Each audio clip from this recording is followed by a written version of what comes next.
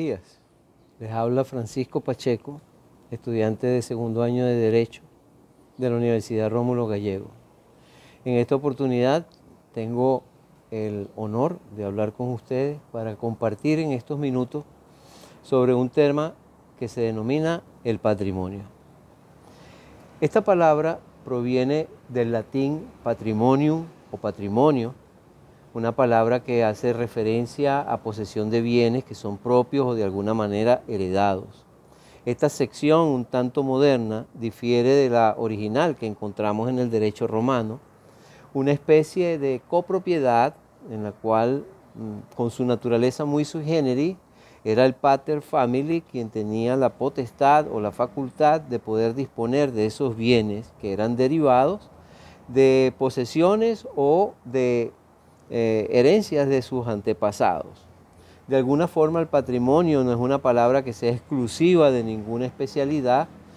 o de disciplina, y lo encontramos cuando hablamos de patrimonio cultural, colaborativo, corporativo, o también en el marco de lo jurídico, cuando hablamos de todo un complejo o suma de relaciones jurídicas cuya titularidad se le atribuye a una persona que es capaz y por tanto está sujeta a derecho. En términos simples, el patrimonio no es más que un conjunto de elementos que están agrupados en activos, que son bienes reales, y pasivos, que son las cargas y obligaciones por las cuales un titular se constituye en deudor, siendo el objeto principal del patrimonio los bienes. El derecho patrimonial habla de este término como una posesión de bienes que son valorados en términos de dinero y que están atribuidos a un titular, sea este una persona natural o sea una persona jurídica. Al patrimonio se le atribuyen características, se le considera que es personal, que es una unidad indivisible, intransferible, salvo que sea por mortis causa, que de alguna manera también es origen o fuente de conflictos y acciones de naturaleza jurídica que se constituyen en problemas del derecho. Por supuesto, le está dado una legalidad a la hora de encontrar elementos de nuestro orden jurídico que lo regulan, lo norman. Las teorías clásicas francesa o del patrimonio de la personalidad lo explica en términos, como lo señala Gorondona, de un conjunto de relaciones jurídicas de una persona valorables en dinero, consideradas como una universalidad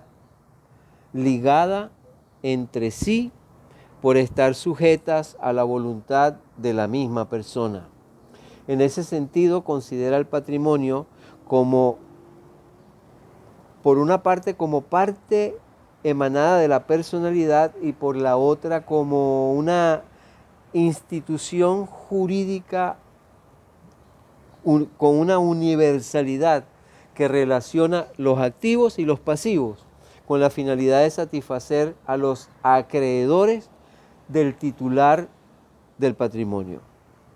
En esta teoría se excluye del patrimonio a todo elemento que no pueda ser valorado pecuniariamente, aunque asume como postulado que la persona que es quien tiene la personalidad es quien debe tener el patrimonio.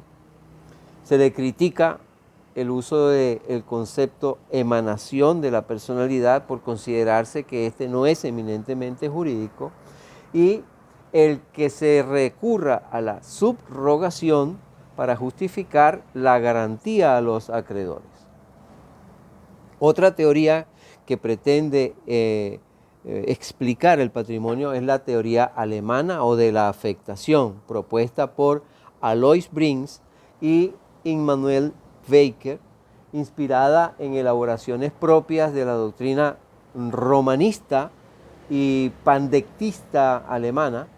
conforme a la cual en el patrimonio o en esa masa patrimonial no se identifica con la personalidad ni comporta los caracteres de inalienabilidad e indivisibilidad, ya que considera la posibilidad de personas en posesión de más de un patrimonio y a la vez que un mismo patrimonio puede pertenecer solidariamente a varios sujetos. Esto afirma que el patrimonio es afectado por el fin para el cual existe y de alguna manera se da en ese vínculo que tiene la persona como el centro sobre el cual giran todas esas derechos y obligaciones. Se habla entonces de un patrimonio que puede ser bruto o patrimonio general, que no se debe confundir con el llamado patrimonio autónomo, porque este último solamente considera que no existe el vínculo con la persona o que no está imputado a alguna en específico. Se habla también de patrimonio colectivo, cuya titularidad corresponde a más de una persona, como es en el caso de los matrimonios, o aquel separado que está afectado por el conjunto de bienes exclusivamente para la satisfacción de un grupo determinado de acreedores. Muchas gracias.